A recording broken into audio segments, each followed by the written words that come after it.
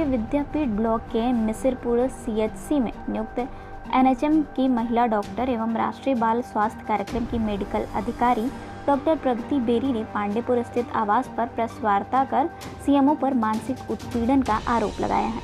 उन्होंने कहा कि पिछले कुछ दिनों से मेरा स्वास्थ्य अस्वस्थ है, जिसके लिए मेडिकल लीव के लिए मैंने अधीक्षक से स्वीकृति लेकर पोर्टल पर अप्लाई किया था, जिसको सीएमओ ने अपूर्ण बताते हुए रिजेक्ट कर दिया है। डॉक्टर प्रगति बेरी ने आगे बताया कि जब उनके पति ने पूरे विषय को लेकर सीएमओ से मिलने गए तो उनके साथ अभद्र व्यवहार करते हुए सभी दस्तावेजों को गलत ठहराते हुए कहा कि गवर्नमेंट ऑर्डर में लिखा है कि सिर्फ सरकारी डॉक्टर का ही इलाज मान्य होगा।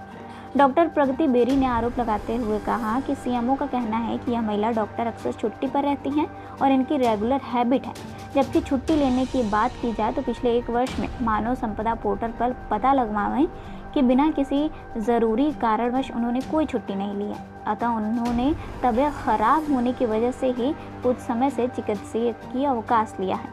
डॉक्टर प्रगति बेरी ने आगे बताया कि पूरे मामले को लेकर वह मुख्यमंत्री योगी आदित्यनाथ, स्वास्थ्य डीजी स्वास्थ्य मंत्री ब्रिजेश पाठक सहित अन्य अधिकारियों को इसकी शिकायत भेजी है।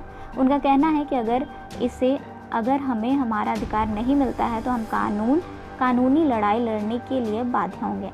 डॉक्टर प्रगति बेरी, सामुदायिक स्वास्थ्य केंद्र मिसिरपुर काशी विद्यापीठ ब्लॉक में राष्ट्रीय बाल स्वास्थ्य कार्यक्रम में मेडिकल ऑफिसर यानी चिकित्सा अधिकारी के पद पर कार्यरत हूँ। पिछले 12 साल से मैं वहाँ पे कार्यरत हूँ। समस्या ये आई है कि मेरी तबीयत बहुत ज़्यादा ख़राब थी और मैंने छुट्टी अप्लाई की थी अपनी। हमारा मानव संपदा पोर्टल एक हमारा पोर्टल होता है जिसमें हमें छुट्टी अप्लाई करनी होती है और हमारे अधीक्षक से वो लेटर हमें फॉरवर्ड करवाना होता है। फॉरवर्ड करवाने के बाद उसे मानव संपदा पोर्टल पर डाला जाता है। ये सारा प्रोसेस मैंने किया है। करने के बाद उस पोर्टल से हमें उसका जवाब आता है कि आपकी छुट्टी स्वीकृत कर ली गई है। तो इस बार सीएमओ सर ने मेरी छुट्टी स्वीकृत ना करते हुए उसे अस्वीकृत करके मुझे वो लीव ऑर्डर मेरे पास एसएमएस के थ्रू हमारे पास आ जाता है। मेरी यही प्रॉब्लम है, यही परेशानी है कि उन्होंने इसको अस्वीकृत क्यों किया। क्या कारण था, किसके पीछे क्या बताया सीएमओ? लीव ऑर्डर में उन्होंने मेंशन किया है कि वो अपूर्ण है।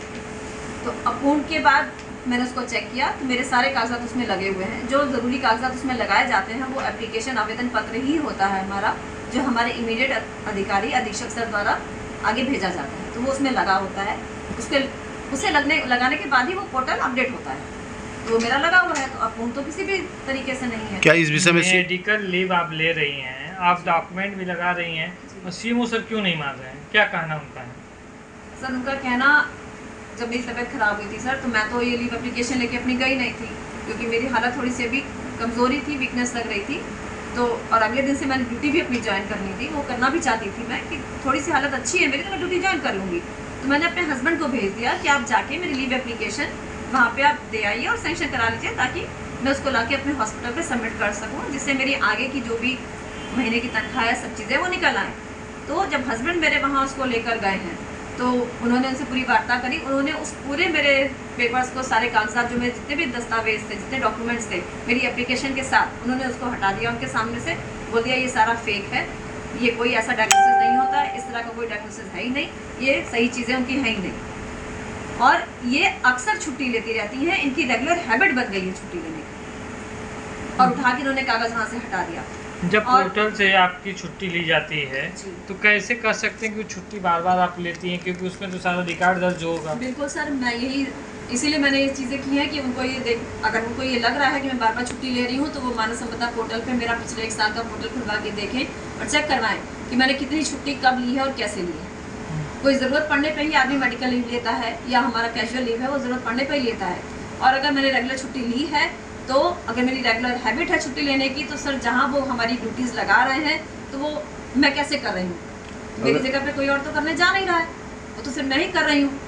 आप बीमार हैं, स्वास्थ्य सही नहीं है, छुट्टी नहीं मिल रहा है तो कितनी हानि होगी आपके शरीर को, स्वास्थ्य को? बिल्कुल सर, बहुत ज़्यादा हानि होगी, मेरी जान तक जा सकती है क्योंकि कुछ कुछ बीमारियों में चीज़ें पता नहीं चलती हैं। और सडनली बाई चांस अगर मैं ड्यूटी कर रही हूँ, मेरी तो फील्ड ड्यूटी है और हमें फील्ड में जाके छोटे छोटे बच्चे हैं सर, 0 साल से 6 साल, 6 साल से 19 साल के, स्कूल के, कॉलेज के, आंगनबाड़ियों के, उनकी ट्रीटमेंट करनी होती है। और अगर हमें उन्हीं की ट्रीटमेंट करनी है, वो बच्चे भी बाहर खेल रहे होते हैं, उनके थ्रू भी हमें इन्फेक्शन आता है, तो हमें उनसे भी हमें इन्फेक्शन से बीमारियाँ हमारे बॉडी में ग्रसित होती हैं। तो अगर हमारी खुद की हेल्थ, हमारा खुद का स्वास्थ्य अच्छा नहीं होगा तो हम उनकी भी ट्रीटमेंट कैसे करेंगे। सर हमने पूरे हाई लेवल तक सारे अथॉरिटीज़ में भेजे हैं, मैंने सीएम पोर्टल पे लिखा है, जिलाधिकारी यहाँ पे लोकल लेवल पे जिलाधिकारी तक गया है, सीएम तक गया है, ब्रिजेश पाठक जी जो हमारे स्वास्थ्य मंत्री हैं वहाँ तक गया है, प्रमुख सचिव हैं स्वास्थ्य के वहाँ गया है, डीजी हेल्थ होते हैं हमारे जो मेन एनएचएम के जो डीजी हेल्थ है हमारी मैडम है उनके वहाँ तक गया है, और मुख्यमंत्री जी को भी और मुख्यमंत्री जी को भी गया है।